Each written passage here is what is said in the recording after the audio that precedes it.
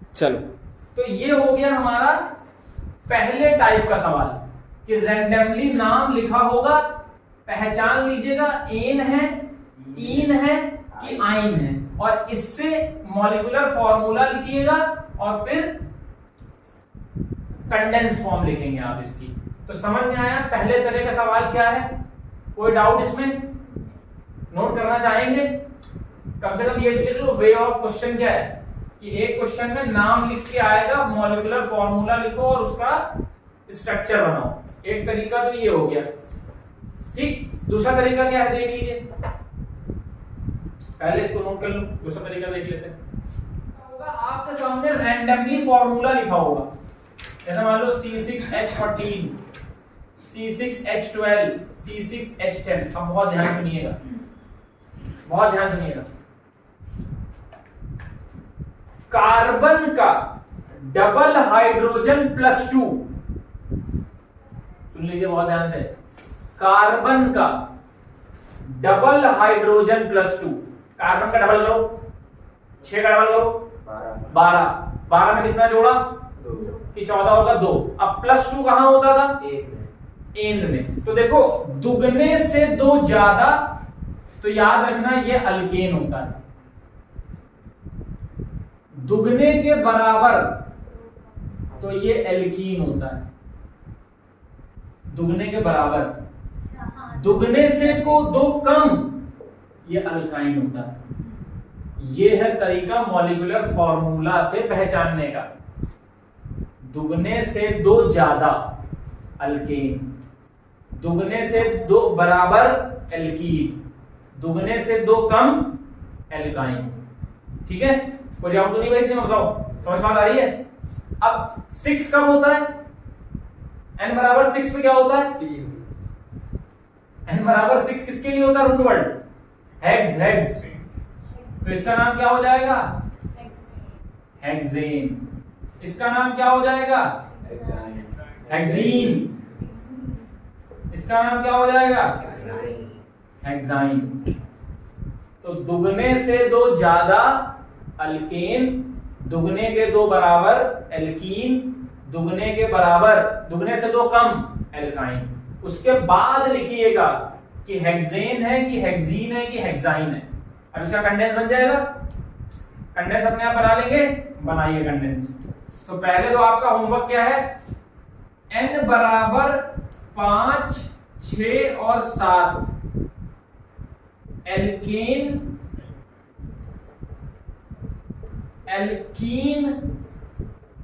और alkyne, molecular formula, structural formula, structural formula के अंदर ब्रांच फॉर्म, कंडेंस फॉर्म, इनके बारे में सब कुछ आपको लिख के लाना है। इतनी बात समझ में आई? अब चलते हैं एल्काइल ग्रुप क्या होता है और होमोलोगस सीरीज क्या होती है। तो दुगने से 2 ज्यादा, दुगने के बराबर, दुगने से 2 कम। तो नेक्स्ट हेडिंग लगाएंगे इसके बाद एल्काइल ग्रुप। चलिए देखिए, रब कर रहा हूं मैं।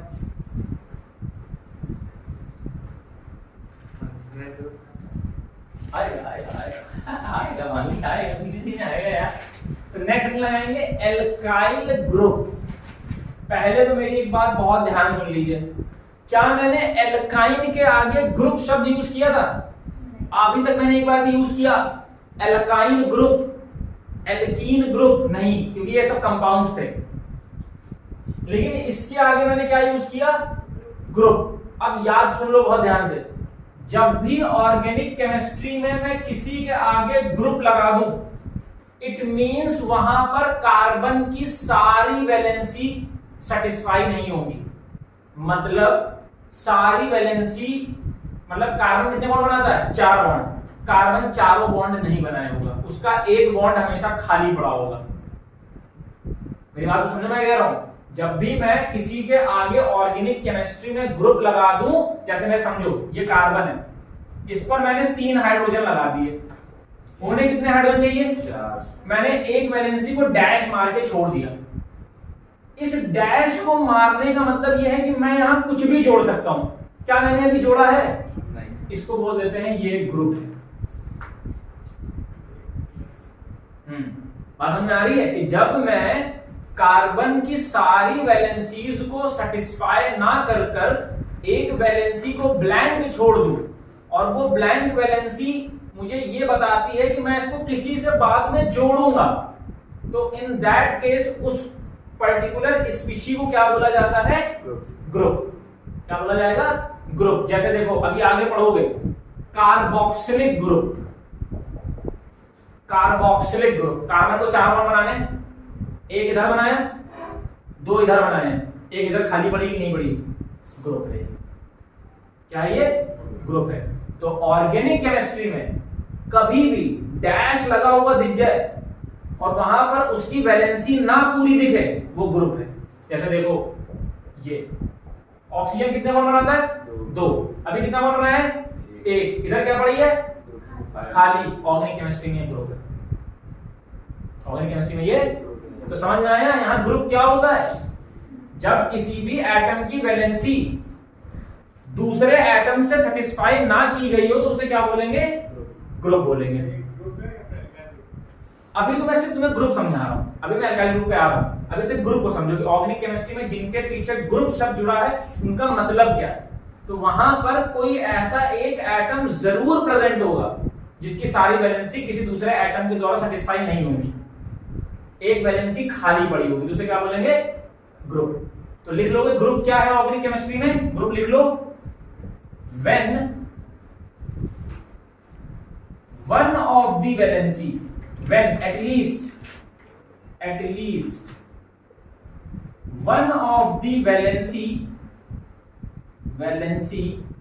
of any atom in a species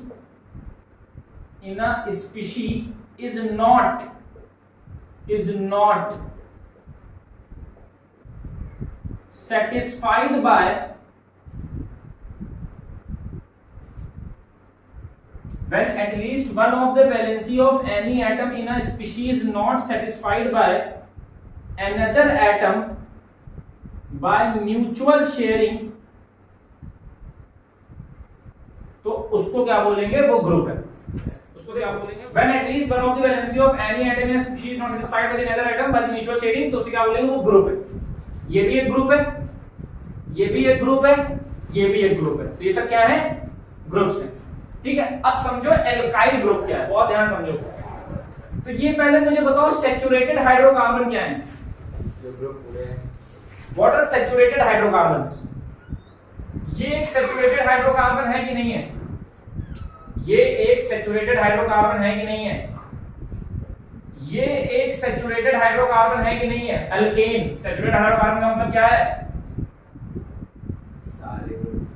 saturated hydrocarbon का मतलब यहां है एल्केन्स। और एल्केन्स को कैसे पहचानते हैं?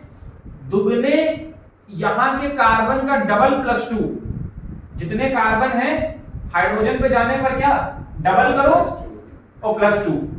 ऐसे ही देखो C3H8, यहां जाने पर डबल करो, 3 का डबल करो 6 और 6 में +2 करो 8। ऐसे अगला लिखो।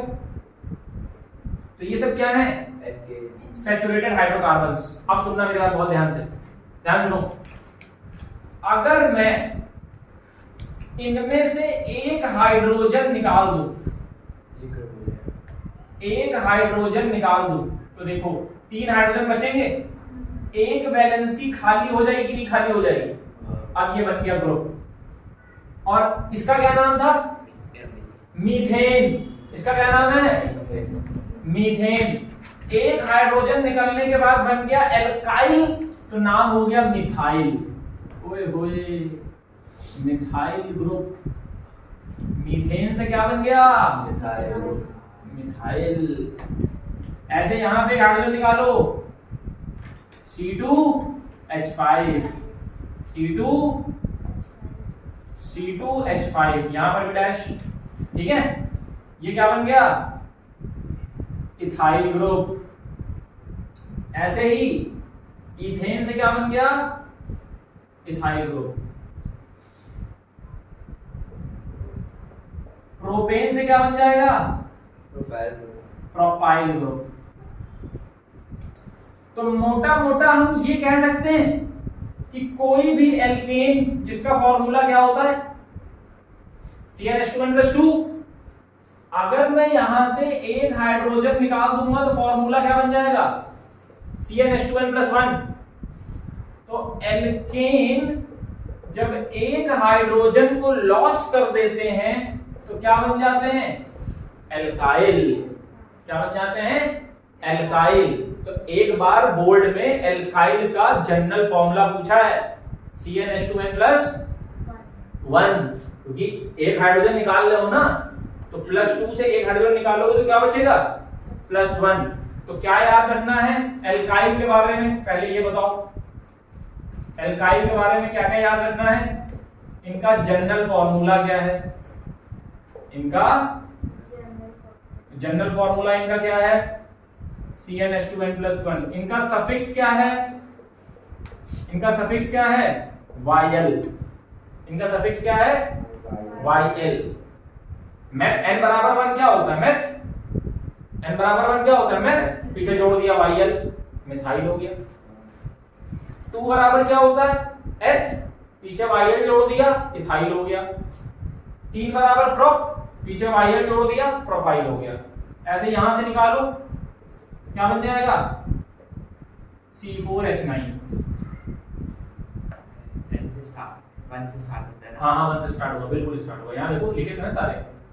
तो alkyl group general formula CnH2n+2 और एल्काइल ग्रुप का सफिक्स क्या होगा Yl। डेफिनेशन क्या होगी, what is the definition of alkyl group, क्या डेफिनेशन लिखें, when saturated hydrocarbon loses its one hydrogen atom then it will converted into a group which is known as alkyl group। फिर से बोल रहे हैं, definition लिख लीजिए, when a saturated hydrocarbon when a saturated hydrocarbon when a saturated hydrocarbon loses its one hydrogen atom loses its one hydrogen atom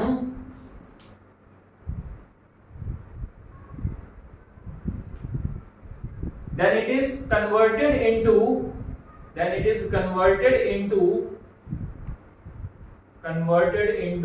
a group which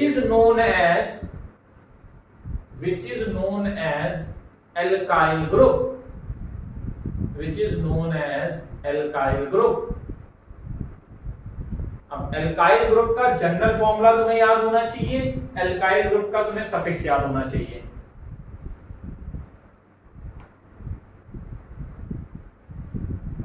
ठीक, अब एक चीज और सीख लेते हैं आज पहले। तो ये बात समझ में आई, सैचुरेटेड हाइड्रोकार्बन में n बराबर 1 मीथेन होता था, हाइड्रोजन लूज करेगा क्या बन जाएगा मिथाइल ग्रुप। इथेन एक हाइड्रोजन लूज करेगा क्या बन जाएगा इथाइल ग्रुप। प्रोपेन एक लूज करेगा प्रोपाइल ग्रुप।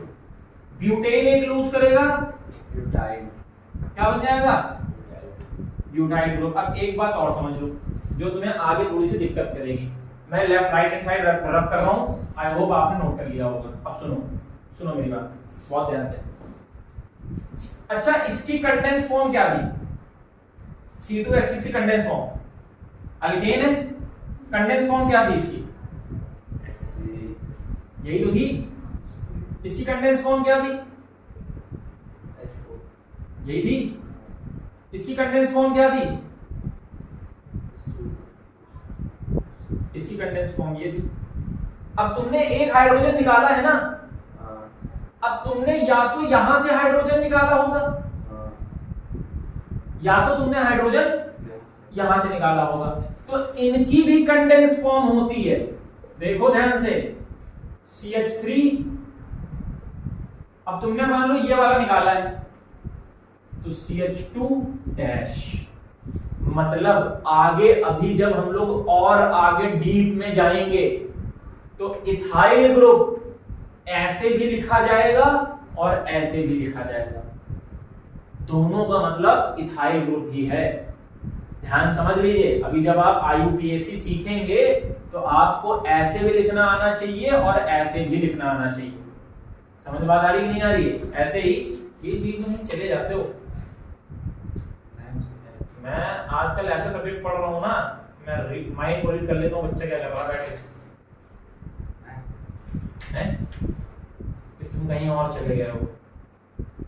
मैं किताबें पढ़ता हूँ तो लाइनों के बीच में क्या लिखा है मैं समझ लेता हूँ आजकल। मुझे मेटा कॉग्निशन का ज्ञान हो चुका है, थिंकिंग बियॉन्ड द थिंकिंग। तुम कहीं और चले जाते हो। हाँ, अरे कुछ है जो हमको मिल गया है।